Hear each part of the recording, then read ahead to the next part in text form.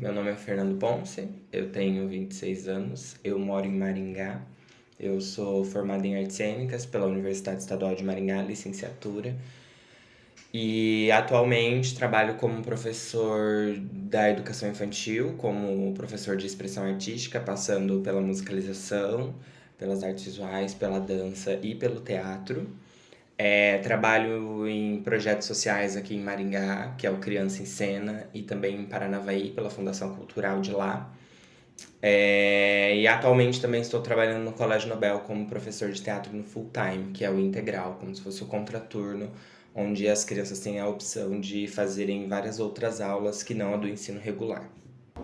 Então, eu sou a Vitória Campanari, eu tenho 27 anos, eu sou professora desde que eu era adolescente, eu sempre me interessei por essa arte de ensinar. Tá certo. Bom, meu nome é Sara Roloff, eu sou psicóloga.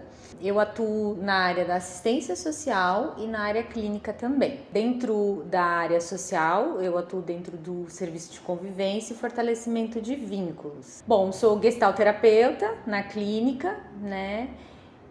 Com especialização também na área de traumas. E por hora é isso. Bom, eu sou a Andresa. Algumas pessoas me conhecem por eu ser palhaça, então a Andresa Palhaça, eu acho que é a forma que eu mais gosto de me apresentar, bem mais que a Andresa Viotti, assim. Sou professora de teatro, artista de Sarandi, agora estou em Maringá. Meu nome é Darielle, eu sou psicóloga do Instituto aqui de Mandaguari, sou professora de yoga e estou trabalhando aqui no Instituto já faz algum tempo, desde 2016. Eu sou formada em Artes Cênicas pela Universidade Estadual de Maringá e sou formada em Pedagogia pela Unicesumar e atualmente estou estudando a linguagem cinematográfica. Estou nos caminhos do audiovisual, cinema, enfim. Eu acho que eu gosto muito de dizer, com muito orgulho, que eu sou formada em Educação Social pelo PCA, que é um programa multidisciplinar de estudo, pesquisa e defesa da criança e do adolescente.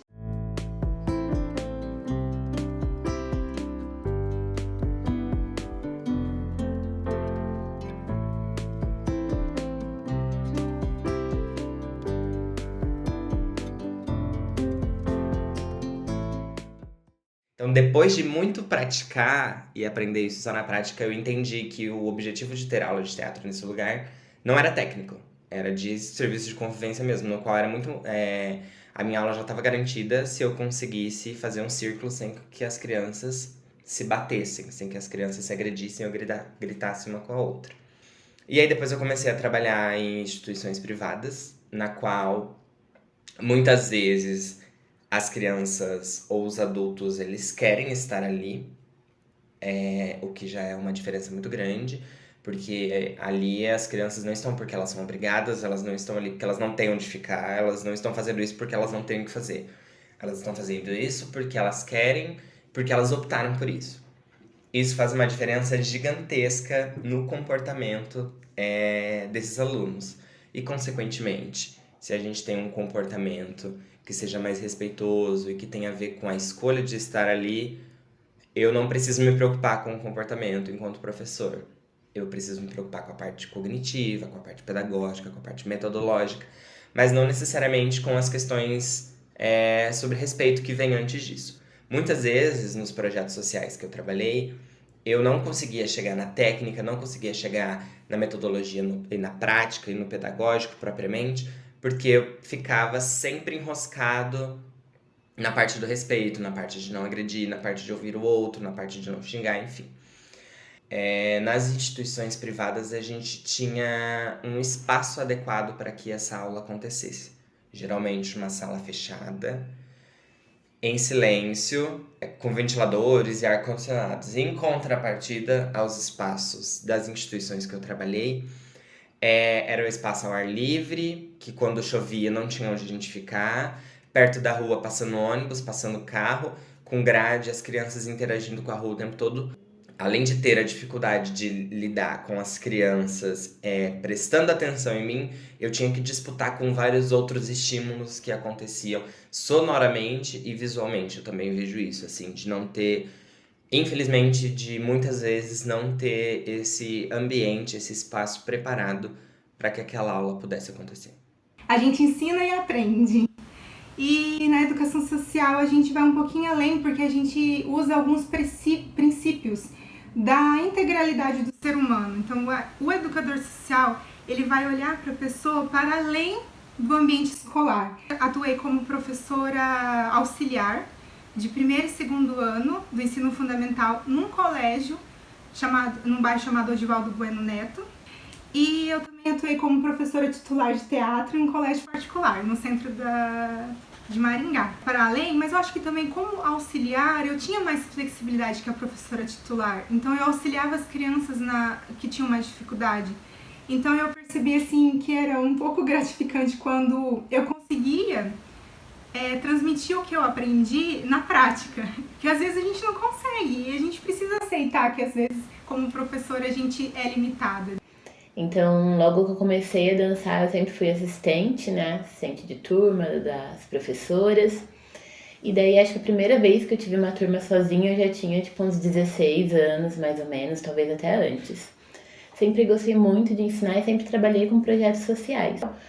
E até chegar, né, em 2017, 2020, a estar lá no projeto do Instituto, lá em Mandaguari, que foi o meu último trabalho como professora, e onde durou o maior tempo, e eu tive mais contato com crianças, com faixas etárias diferentes, por um maior tempo, assim, em questão de dias, né, a gente ficava 4, 8 horas com as crianças, então foi a minha maior experiência com o projeto social. Nessa minha caminhada de professora sempre foi da área de dança, né? E daí eu sempre tentei ensinar para além do balé. Então, além de uma técnica, a gente ensina disciplina, a gente ensina postura, a gente ensina modo de transmitir algo, né? Com a dança, com a aparência, né? Com a educação de forma geral. Na área social, minha maior experiência é dentro do serviço de convivência mesmo. O SOS foi um dos primeiros lugares em que eu trabalhei. Já atuei no SOS também como orientadora social, diretamente nas atividades com os grupos, né? Hoje estou na área da psicologia dentro desse mesmo serviço, dessa mesma instituição.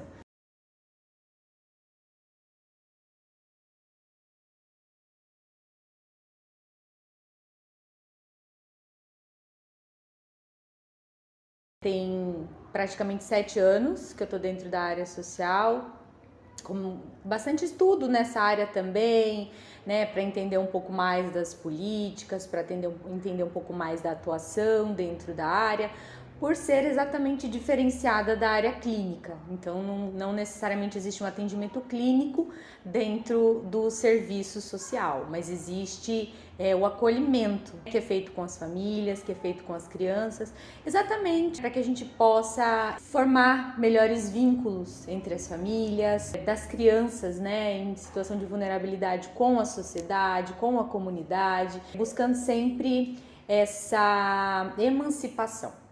Esse é um termo que eu acho muito legal, é um termo que a gente gosta muito de usar, que é emancipar tanto a criança quanto as suas famílias, para que não haja esse rompimento de vínculos, para que ela se fortaleça, para que ela tenha acesso a mais coisas, e esse leque de coisas que a gente oferece aqui é o que a gente acha muito importante, né, que eles possam ter acesso na vidinha deles. Quando há um rompimento de vínculo, destituição do poder familiar, essa criança ela vai ser atendida pelo CREAS, que é a proteção especial. Nós estamos no caminho antes, a gente trabalha exatamente para que essa criança, essa família não precise ir parar na proteção especial. Então a gente identifica que muitos é uma necessidade alimentar extrema, em outros é um contexto, né, já de uma criação que veio de muita violência, histórico de abandono, né, muitos traumas aí. E o que a gente vai trabalhar? Não necessariamente, né, o psicólogo dentro dos traumas, né, como se trabalha num contexto clínico. A gente vai trabalhar nesse viés para esse fortalecimento da pessoa enquanto um ser social. Então, o trabalho realizado aqui, ele primordialmente tem um protagonista. Esse protagonista é o orientador social. É a principal função, né, que acontece todos os dias uma oficina com esse profissional. Em 2017, o Criança em Cena foi aprovado na Lei Rouanet e eles me convidaram para ser uma das professoras do Criança em Cena. E o projeto Criança em Cena acontece até hoje, então desde então eu estou no Criança em Cena também. Apareceu a oportunidade de eu dar aula em Mandaguari também, no Instituto Promocional Jesus de Nazaré. E daí lá foi um baque, assim. Porque lá na escola, no Jardim Universitário, a galera já entendia mais ou menos a pegada do que era aquilo. Então era uma galera muito minha vibe, que eu já era professora legal, sabe? Quando eu fui para Mandaguari, eu caí do cavalo. E lidar com essa realidade, embora eu trabalhasse em Sarandi, que é uma cidade periférica, lá em Mandaguari a realidade era escancarada. Eu atendia, né, crianças desde pequenas até adolescentes. Com as crianças eu me dava bem. Só que os adolescentes, que eles já tinham um pouco mais de consciência da realidade deles, rolava um choque, assim, sabe? Entre eu e os adolescentes, a gente acabava batendo de frente por imaturidade minha, não lidava, não sabia lidar com aquilo. Então tinha muita imaturidade minha ali e eu demorei um pouco para aprender. Depois disso, fui dar aula no CIAPES, em Sarandi, que é um centro de integração pedagógica, também social. E ali eu já sabia lidar, né? Eu precisei passar por Mandaguari, precisei apanhar muito, errar muito. E em Sarandi eu já cheguei mais preparada. Eu sou formada desde 2007. E de lá para cá eu sempre atuei em clínica. Que na faculdade era uma coisa que eu não queria, mas os caminhos foram sendo para esse lado. E a primeira experiência dessa forma social mesmo foi aqui no Instituto. Tanto quando eu fui contratada, eu falei para a irmã, olha, eu não tenho experiência alguma com grupos, era sempre com a parte clínica mesmo, particular. Com crianças assim também, porque na clínica era mais adultos e adolescentes. E quando eu cheguei aqui, foi outro mundo, né? Então, outra perspectiva. Aí aqui eu aprendi muito. Aqui eu aprendi muito com essas relações que na clínica é diferente. Na clínica você tem um contato com a pessoa, mas é um recorte muito pequeno ali, comparado com esse trabalho aqui, né? Porque aqui as coisas acontecem sempre muito dinâmico, né? Então, com muitas crianças, muitos adolescentes. Mas a minha experiência como psicóloga em parte social veio só aqui no Instituto. É um projeto que traz brincadeiras lúdico-político-pedagógicas em bairros mais afastados da cidade, que tem uma vulnerabilidade infantil grande, assim, ou seja, uma violação de direitos grande, tanto quanto crianças, adolescentes e a comunidade no geral. O Brincadeiras, ele tem um caráter assim, de continuidade, então a gente ficou muitos anos no mesmo bairro. Quando a gente começou com o projeto, que as crianças no começo até pedra tacavam na gente, assim, até elas não queriam. E depois elas começaram a entender, começaram a perceber que a gente não ia embora, porque tem tanta questão do abandono também, elas já sofrem muitas violências e muitas ausências. E elas retribuem dessa forma, com agressividade, né? Vou te mandar embora antes que você me cative e vá embora como todo mundo. E não era a nossa ideia, a gente queria continuar. Porque elas ensinam, elas aprendem com a gente, mas elas ensinam e ressignificam muito mais. A gente chegou e muito aquela visão adultizada, que é a criança precisa disso, que a criança precisa daquilo. E foi totalmente diferente, porque elas começaram a mostrar pra gente, a gente começou a entender que a linguagem delas era diferente, que o tempo delas era diferente, que elas tinham uma vivência em pares, que a gente vai chamar de cultura de pares. Elas têm a questão da cultura infantil, que a gente aprende muito, é uma vida, não é um ser humano que vai ser, mas é um ser humano que é. determinado horário do dia tem essa oficina. O que é o primordial dessa oficina? É trabalhar os temas chamados temas transversais, que já são definidos pela SAS, Secretaria da Assistência Social, MDS. Existe um leque de atividades propostas para serem trabalhados, como, por exemplo, meio ambiente, saúde, direitos socioassistenciais, cultura, esporte, lazer, ludicidade. E dentre outros também. Então, dentro dessa cartilha, que especifica algumas coisas, esses temas precisam ser trabalhados. E eles são trabalhados dentro de oficinas, buscando sempre trazer o acesso à informação, oportunidades diferenciadas de atividades por meio do lúdico também.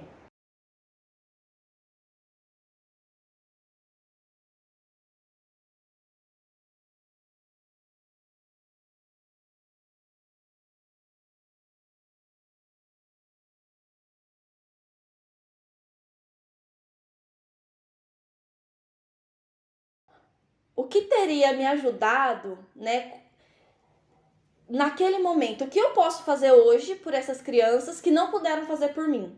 Então, eu sempre parti muito desse lugar.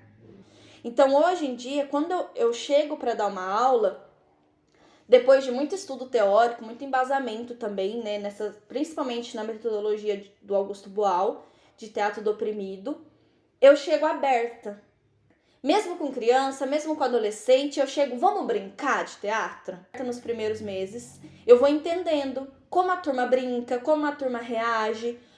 Não desperdiço tema, sabe? Surgiu algum tema sobre família, que houve uma discordância ali, vamos sentar e conversar sobre família, então?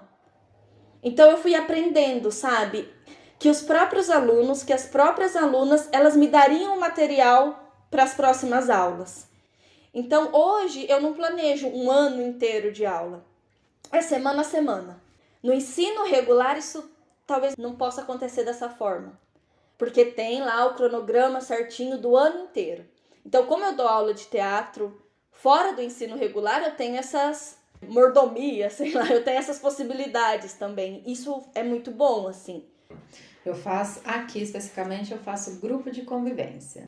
Normalmente eu trago coisas, por exemplo, baseado na psicologia, de uma forma mais sutil, mais suave, para a gente começar a ter uma roda de conversa, começar a conversar sobre alguns assuntos, especialmente sobre os sentimentos, sobre as nossas emoções, sobre o que elas estão sentindo, falando que nada é proibido. Então ela pode sentir raiva, ela tem o direito de sentir raiva, por exemplo. Mas como que a gente pode trabalhar sobre isso?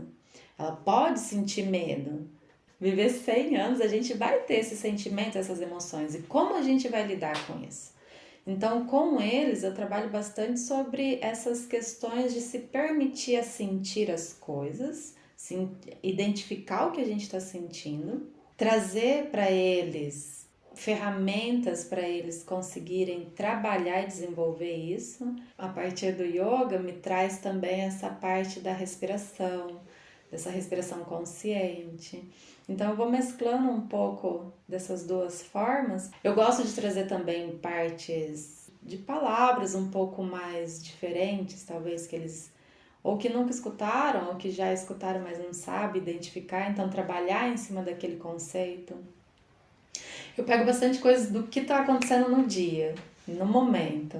Então, às vezes uma frase que está escrita na camiseta de uma aluna, por exemplo, de uma educanda, já vira um contexto para perceber o que é isso que você está vestindo. Vamos tentar imaginar e perceber como você se veste, o que você está trazendo como um símbolo. De fato, quando a gente conversava sobre esses espaços na faculdade, a gente falava muito sobre a autonomia dessas crianças ou desses adolescentes, a independência, o desenvolvimento de senso crítico e o sentido de fazer com que as aulas de teatro fizessem com que essas pessoas se sentissem pertencentes ao grupo de adolescentes que eles eram, e também no sentido de quais são as coisas que a gente precisa com que as nossas crianças e os adolescentes tenham acesso e, enfim, as coisas que eles podem ou não modificar, enfim. E aí, que quando a gente só fala sobre isso na teoria, quando a gente vai para a prática, a gente encontra 1 milhão de empecilhos. A questão estrutural do ambiente é um problema gigantesco. Muitas vezes a falta de preparação das pessoas que estão dentro desse espaço, porque não necessita de uma formação específica. Então, como fazer o trabalho interno de toda a equipe, que às vezes não conseguem conversar na mesma língua. A carga horária dessas aulas de teatro, de quando eu trabalhava em 2018, por exemplo, era uma vez por semana, 1 hora. Então, era um curto período de tempo, no qual não dava tempo de me sentir pertencente da equipe, tem isso também, e dos alunos criarem vínculo comigo, enquanto professor, porque o nosso tempo era muito curto. Então, assim, parecia que era sempre girando em círculo, sempre no mesmo lugar, porque toda aula a gente tinha que retomar coisas estruturais com a equipe que estava dirigindo e com os alunos. Então, eu vejo que essas questões técnicas que eu acabei de pontuar, elas vão muito além do que das questões pedagógicas que a gente conversava em sala de aula, sabe? Eu senti, assim, uma falta de conhecimentos de outras áreas para para dar aula nessas instituições. Então, por isso que eu digo que foi horrível, porque já teve vezes, assim, tipo, de eu ter que lidar com agressões, ter que intervir e acabar sendo agredido, não propositalmente, mas porque acontecia, e de não ter adultos preparados para isso, inclusive eu. E de depois da aula, de entrar no carro e ficar, tipo, 10 minutos, tipo, o que eu tô fazendo da minha vida? É complicado, porque assim, quando eu vou estudar essa arte, eu procurei. Então, eu procurei uma escola de dança, eu procurei mais tarde, né, um curso técnico para eu me formar, para tirar meu DRT. Depois eu procurei uma faculdade. Então, eu procurei. E as crianças, elas estão ali obrigadas. Então, nem todo dia elas querem fazer aula. Nem todo dia elas estão animadas, nem todo dia elas estão com a maior disposição, assim, para estar fazendo. Então, isso já é a primeira dificuldade, enquanto professor, que a gente encontra, para a gente capturar a atenção dessas crianças, tirar ali a preguiça, né?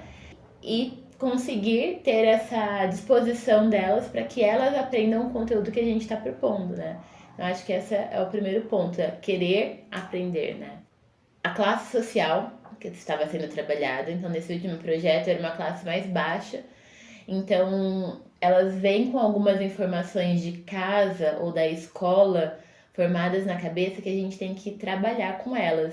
Então, por exemplo, né, bem básico, bem clichê, balé é coisa para menina. Então, trabalhar com os meninos que eles também podem fazer balé e continuar sendo homens, que nada vai mudar, é uma grande dificuldade. Outra dificuldade também que elas vêm na rua, né? Então, às vezes elas vêm, sei lá, descalço mesmo, não tem um material, não tem uma roupa, né, apropriada. Então, desenho de calça jeans.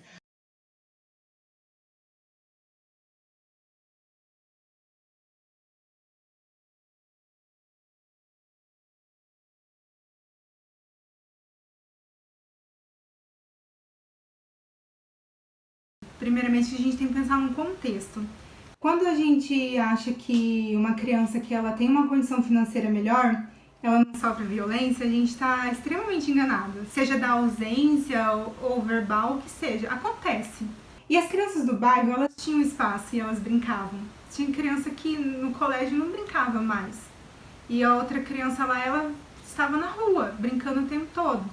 Então, é uma questão muito delicada da gente dizer assim, qual lado que existe uma ausência, sendo que eu acho que os dois, assim, eles têm ausência. E a diferença seria, talvez, na questão de trabalhar. Eu consegui trabalhar muito mais livremente nos municipais do que nos particulares. Eu não tinha uma liberdade artística, uma expressão grande, assim. Eu era o tempo todo monitorada, muito mais monitorada pela corpo docente, do que no colégio ou no projeto. Não que, quero pontuar que era qualquer coisa, não, a gente era muito bem fundamentado, embasado, organizado, tinha roteiro, tinha tudo certinho. Da mesma forma eu atuava nos dois lugares. Porém, em um lugar eu tinha um pouco mais de dificuldade de aplicar questões, e em outro eu conseguia ter uma liberdade criativa maior, assim. Dentro de uma instituição social, ele é sempre muito mais trabalho do que profissionais que a gente tem para fazer, então a gente atua em muitas coisas que muitas vezes não tem necessariamente ali o foco dentro do trabalho efetivo que a gente precisa realizar, né? Tem que ajudar na cozinha? Tem que ajudar na cozinha, vai atender alguma outra coisa ali, administrativa, enfim. E esse é um dos trabalhos também do psicólogo dentro da instituição, é dar suporte aos profissionais que ali estão. Eu não diria capacitando, mas assim, trazendo também e orientando esse profissional para a visão que aquela instituição tem do público que ela atende, porque é muito importante. Por quê? Isso também vai delimitar a forma do trabalho a ser realizado. Atuar junto com esses profissionais, eu acho assim, primordial. Também tem a ver com o trabalho de formação de plateia, de fazer com que essas crianças e adolescentes entendam minimamente qual é o papel do teatro, o que é o teatro, e quando, porventura, tiverem oportunidade de assistirem um espetáculo, seja teatral, de dança, eles consigam linkar com vivências que eles já tiveram e fazer a leitura dos signos, né? Do o que pode significar cada movimento corporal, o que pode significar cada refletor de luz, o que pode significar a música. Porque, por mais que na nossa cidade de Maringá exista projetos culturais, como Convite ao Teatro, Convite à Dança, Convite à Música, entre outros, muitas vezes essas informações sobre esses eventos não chegam em todos os lugares. E eu vejo que a aula de teatro, por exemplo, nesses espaços pode ser um meio de divulgar, um meio de fazer com que essas pessoas, essas crianças e adolescentes, se sintam pertencentes a esse espaço. Então eu vejo que sim, o trabalho é muito válido e que é uma oportunidade que, se não houvesse esse tipo de projeto, essas crianças não teriam acesso a esse tipo de aula. Essas crianças e adolescentes não teriam acesso a esse tipo de linguagem e não teriam acesso à oportunidade de se sentirem pertencentes a esses espaços culturais.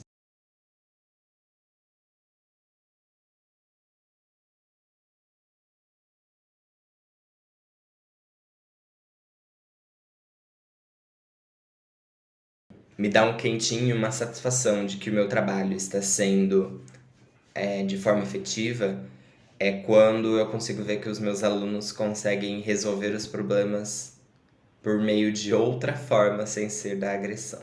Eu tentava mostrar que aquilo que a gente aprende na aula, a gente vai levar para a vida, né? Então, a questão de educação, de se concentrar no que eu tô fazendo, é para a vida, é para qualquer coisa que eu for fazer, né? Então, é mostrar para essas crianças que elas podem ter qualquer futuro que elas quiserem. Elas não precisam ir para uma faculdade, mas elas podem, né? Ou elas podem fazer um curso e se profissionalizar em alguma área. Então elas podem ter qualquer futuro, que não é... A vida não é só sair da casa dos pais e arranjar um trabalho. Não é sobre isso, né? Então, acho que a responsabilidade em trazer essa educação, toda a disciplina, a técnica também, tudo que eu citei anteriormente, é para mostrar, para trazer essa perspectiva de futuro, para criar sonhos mesmo para essas crianças. A arte, ela é a expressão do corpo, para mim. Então, a arte, ela possibilita a criatividade, a ludicidade, a originalidade, o pensamento lúdico, e tudo isso influencia no desenvolvimento da criança, né? Porque a arte, ela consegue, em todas as suas formas, acessar pontos de nós, né, que muitas vezes a gente nem sabia. Então, nesse ponto, é algo muito importante, na minha visão, para o desenvolvimento de um ser humano. E ela também tem um caráter social muito intenso. Com toda a minha teoria, todo o meu estudo, enfim, às vezes aquilo não é o suficiente. Então, quando a gente percebe que a gente está numa equipe e a equipe conversa, e daí eu percebo que alguma coisa que uma criança não é capaz, não consegue, não quer falar para mim, mas através de um outro educador, ela consegue acessar alguns sentimentos dela, lidar com algumas situações dela, isso com a arte, com o teatro, eu percebo que é isso que ela consegue se manifestar, se expressar, que às vezes comigo não vai ter esse efeito, né? Pode ser coisas diferentes, como pode ser coisas complementares. Então, tanto aquilo que eu trabalho com ela, ou em grupo, ou individual, o que eu vou conversando com elas, o que a gente vai dialogando, isso vai refletindo na expressão dela também, do teatro, da arte, da dança, e a gente vai fazendo essas pontes, né? Essas mesmas crianças, elas estavam assim já como quase lideranças, que também é um intuito do projeto, é criar lideranças dentro do bairro, para que quando a gente vá para outro, né, essas lideranças elas transformem, elas mudem, elas consigam um diálogo com a comunidade e consigam reivindicar mais direitos para aquela comunidade. Levou as crianças numa reunião da Assembleia na Prefeitura, do CMDCA, que discutia sobre criança. E a gente pensava, por que não elas não falarem? Já que vocês estão discutindo sobre o futuro delas, por que não elas dizerem, então, quais são suas angústias ou percepções sobre aquilo? E elas entendiam muito bem. Ao longo do tempo que a gente ficou lá, elas conseguiram se articular. E politicamente falando, e muito bem, até melhor que a gente, porque elas conseguiam pensar em soluções, porque elas viviam dentro daquele lugar. Elas conseguiam pensar em soluções efetivas para a melhoria dos espaços. Crianças. A gente atendia crianças de 2 a adolescentes de 18. Não tem como disputar. Não tem como disputar teatro com a fome. Não tem como disputar teatro com criança que mora na casa-lar porque o pai e a mãe abandonou. Então, é muito delicado estar nesses ambientes. Então, o nosso trabalho ali não é caridade. Isso é algo muito importante. Eu não tô ali fazendo caridade. Esses ambientes, né, de assistência social precisa ter profissionais qualificados para lidar com essas situações. Lógico que elas deviam ter outros direitos que foram negados antes disso, como alimentação, como estadia, como educação. É o direito do brincar, é o direito do se expressar, é o direito de falar. Para minimamente poder falar, olha, o meu trabalho vai até aqui. A partir daqui eu preciso direcionar essa criança para um educador social. Eu preciso direcionar essa criança para uma assistência social. A gente precisa também entender para a gente não querer avançar um ponto que não é nosso. Então eu acho que a nossa contribuição tá meio que nesse lugar, sabe?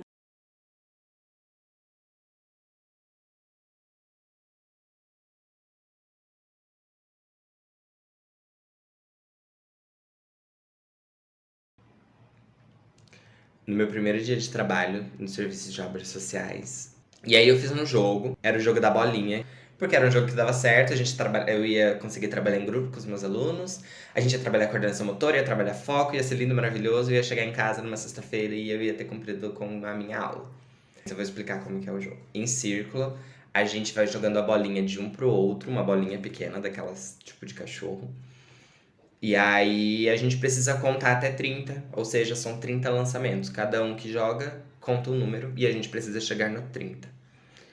E toda vez que alguém derruba a bolinha, a gente volta no 1 e o nosso objetivo é ficar nesse jogo até a gente chegar no 30. E aí que teve uma menina que ela ficava conversando. Então toda vez que jogavam a bolinha pra ela, ela derrubava a bolinha. E aí isso foi acontecendo assim, tipo, umas 3, 4 vezes. E aí eu comecei a perceber que o grupo começou a ficar muito irritadiço com ela, assim, de começar a empurrar, começar a xingar, começar a gritar e chamar a atenção. Mas até então, tava sendo uma chamada de atenção para que o grupo conseguisse atingir a meta. Então tava tudo bem, eu deixei com que, como eu não conhecia o grupo, eu deixei com que o grupo agisse normalmente para eu perceber até onde iria, como que a gente ia organizar isso, enfim. Até que acho que, sei lá, na 5ª ou 6ª vez que ela derrubou a bolinha, porque ela estava conversando com uma menina que estava do lado dela, um dos meninos simplesmente voou no pescoço dela e ficou, tipo, apertando muito, mesmo, assim. Geralmente eu tinha uma psicóloga ou uma assistente, enfim, uma outra pessoa responsável pela turma que me ajudava a conduzir na aula. Mas a gente já tinha tido um problema de agressão antes disso e ela teve que subir pra coordenação com outras 2 crianças, adolescentes. E aí eu tive que separar a agressão de um menino numa menina. E aí nesse dia eu pensei que ninguém tinha me falado isso na faculdade. Ninguém falou na faculdade que eu ia ter que separar a briga de aluno. Ou que, pior ainda, né? Um menino agredindo uma menina. E aí eu intervi, obviamente, sem nem saber como intervir, nem lembro como foi. E aí eu levei os 2 pra coordenação, não sei como isso se resolveu. Além de ser um homem agredindo uma mulher, eu acho que tem a ver também com o impacto de ser na primeira semana de trabalho, com um jogo que eu tinha tanta certeza que ia dar certo. E eu lembro um que eu contei pro meu marido esses dias atrás. Eu tive uma aluna, não vou citar lugares nem nada, porque pode ser que alguém conheça, que ela, um dia a gente tava indo embora, assim, a gente foi junto até a esquina, e ela tava bem abalada. Eu falei, oi, tá acontecendo alguma coisa? Você tá meio estranha hoje? Ela falou assim, professora, faz alguns dias que eu não durmo.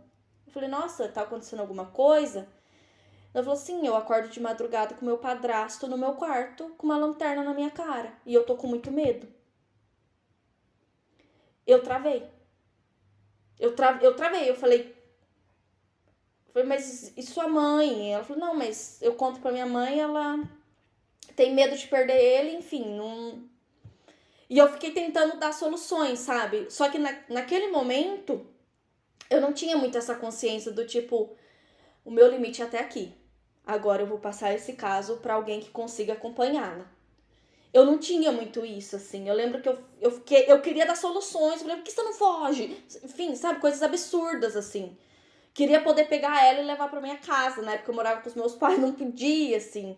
E daí eu lembro que eu cheguei em casa e eu só chorei muito. Porque depois desse dia ela nem foi mais pro teatro também, sabe? Ela parou de frequentar as aulas. Teve outros motivos, mas não se sabe ao certo se teve outros motivos, né?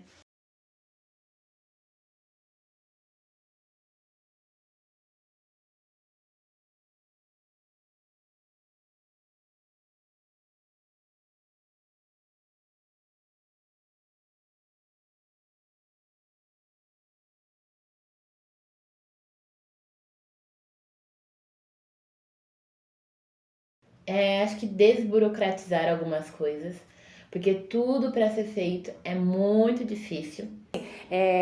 Sim, essa política pública foi necessária para olhar não só de forma assistencialista no doar, mas o que mais essas pessoas estão carentes. Quais são as suas carências necessariamente? É só alimentar? Não é? Existe vulnerabilidade? Existe violência? Existe o que mais? Faltam muitas questões ainda, né? Eu não saberia nem nomear aqui para você necessariamente tudo que falta, mas eu digo assim, se hoje as instituições, os serviços de convivência que não fazem parte do governo, a gente fala assim, nós somos um braço da assistência social, por quê? Porque nós não somos um órgão governamental, pelo contrário, nós somos não governamental, né? Então a gente se mantém com um tantinho de recurso público por projeto aprovado e o restante com a nossa carinha de pau que vai lá e bate nas portas e busca esse recurso. Se hoje as instituições sociais deixarem de existir, quem é que vai fazer esse trabalho? Poderia, por exemplo, no nosso caso, vir pessoas de fora assim, com esses projetos, né? E trazer, pode ser, por exemplo, vamos pensar em tempos, né? Então, vem um projeto que traz um teatro num tempo de 6 meses. Então ele recebe, quem fez esse projeto, recebe para estar aqui e a gente vai manejando para que essas crianças possam, por exemplo, ter esse acesso a mais e mais pessoas, né? Está acontecendo aqui um projeto de robótica, mas a pessoa trouxe esse projeto para o Instituto. Então, por que não ter outras pessoas trazendo outros projetos para a instituição, né? Então, projeto igual está tendo de robótica, projeto de teatro, então uma formação de atores, atrizes e por que não? E não um financiamento ou um incentivo à cultura que vise um resultado resultado quantitativo, como a gente já discutiu, mas um financiamento, uma lei de incentivo à cultura que preze a qualidade da obra, a qualidade do projeto, a qualidade do que for ser, do projeto que for criado. Leituras em bairros, ou acessar mais bairros, porque a gente sabe que é difícil e que tudo tem um custo. Quando a gente tem um incentivo, quando a gente tem projetos de lei que levam culturas a bairros, a prefeitura que investe, ela pode não ter um resultado quantitativo ali na mão, só que em relação a vínculo social, fica maior. Aquela comunidade começa a se transformar. E eu não falo de uma comunidade que eu participei, mas eu falo de outras que eu já vivenciei, de outras experiências, que a comunidade começou a contribuir mais na sociedade, mais sobre as políticas públicas, ajudando mais. Porém, para a gente alcançar, a gente precisa de apoio, principalmente de prefeituras, de deputados, senadores, governo. A gente precisa, e eles precisam nos ouvir mais, entender que a cultura não está ali para uma apresentação de uma hora, porque envolve muito além, porque até uma peça de teatro tem muitas pessoas envolvidas, que podem ser da comunidade. Por que não uma peça da comunidade? Que vai gerar também até lucro, ou gerar, sabe, algo para aquela comunidade, uma história para aquela comunidade, vai gerar um fruto, uma identificação social. Aquela comunidade começa a se sentir mais participativa. Então é uma política pública que olha e fala, essas crianças têm direito a isso. E para isso a gente precisa de bons profissionais, a gente precisa de uma política pública que pense em contratação de profissionais qualificados. A gente precisa entender o contexto, a gente precisa de uma política que olhe o todo, né? Porque olhar o fragmento, isso a gente já faz, sabe? É diferente de assistencialismo. A gente não pode ter uma política pública que seja mais assistencialista do que tenha um projeto para resolver o problema. A gente não pode passar pano, né? A gente não pode limpar o que está na frente, sendo que a questão é muito maior, assim.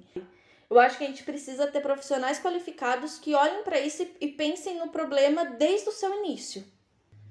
Sabe? Não é só dar o almoço para matar a fome. Como que ela vai conseguir comida no outro dia?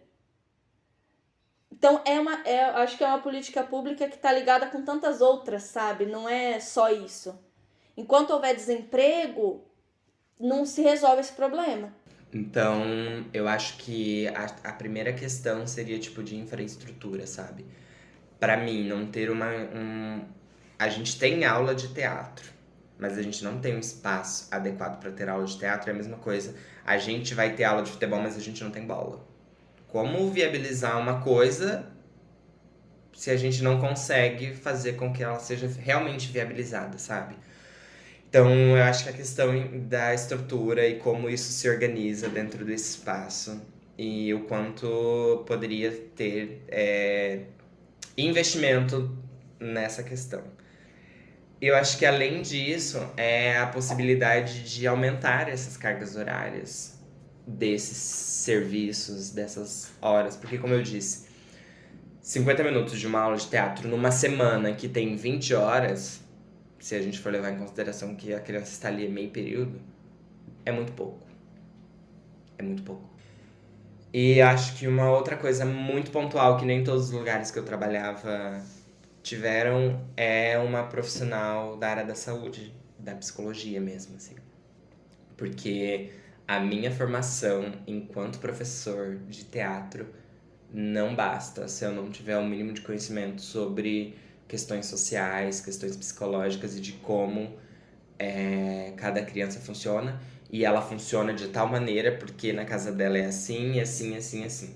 Então eu vejo que eu não consigo dar uma solução de como resolver esse problema, mas eu consigo pensar que talvez essas questões que eu apontei de financeiro, infraestrutura, capacitação de profissionais e quantidade de horas e diferentes profissionais possa ser uma solução, assim.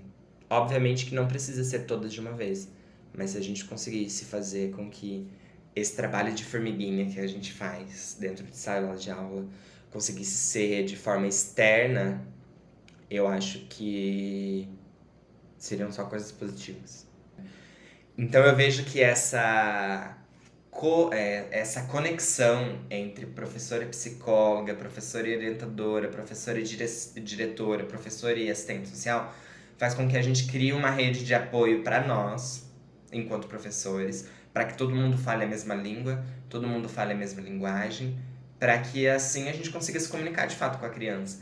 Porque não faz o menor sentido se eu tento resolver com a criança de forma gentil e respeitosa e eu levo ela para a sala da orientadora, ou eu levo ela para a sala da assistente social e ela resolve tudo no grito, né? Ou berrando, ou constrangendo a criança. Então eu vejo que daí o meu trabalho de formiguinha foi por água abaixo, sabe? Então por isso da importância dessa conexão entre os professores e os profissionais de toda a instituição. E então, assim, pessoas motivam pessoas transformam o mundo. E a educação é libertadora. A educação é libertadora. E ela é democrática, ela é lúdica e ela é pedagógica. E o teatro está dentro desse campo e ele nunca saiu. Ele sempre esteve ali. Ele é tão importante quanto matemática, biologia, ciências no geral. Ele é importante quanto a saúde. Uma mente sã é um corpo são. A gente aprende isso na faculdade. E nenhum é maior que o outro. A medicina tem que ter, mas teatro também tem que ter, porque um associado ao outro é o desenvolvimento pleno da pessoa, é a recuperação, é um ser humano capaz. A gente nunca disse que não deveria ter as outras áreas. A gente sempre disse que é importante que ambas andem juntas, porque juntas, todas as áreas fazem um humano completo, né? Um ser humano que tem um desenvolvimento completo. Então, era isso que eu queria dizer no final. Arrasou, amiga. Muito obrigado. Corta.